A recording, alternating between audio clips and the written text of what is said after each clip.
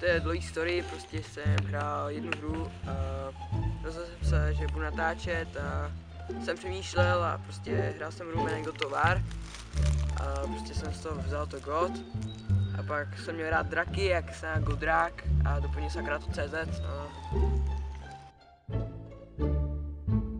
No a aspoň 10 000 odběratelů, abych nějaký dobrý fans a abych mohl jít třeba nějaký akce, třeba jako for fans a streamovat dobré videa.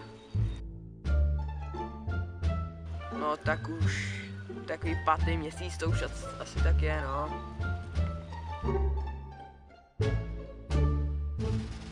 Tak zatím natáčím se doma jako, no, nic moc no zatím, chtěl by to něco lepšího.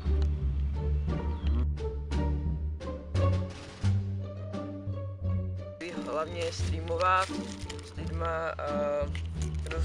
jsem se rozhodl teď, že asi začnu natáčet Minecraft. Jsem původně nechtěl, ale někdo mi to včera napsal na streamu, jak se to pokusím nějak udělat.